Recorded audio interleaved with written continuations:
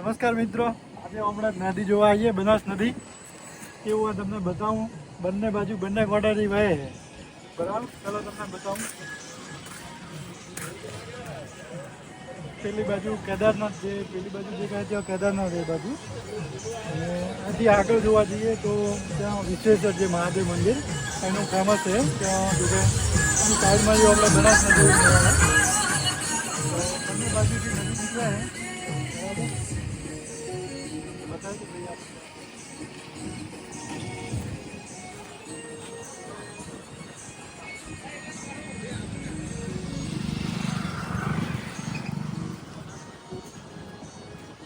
કેટલેથી આવે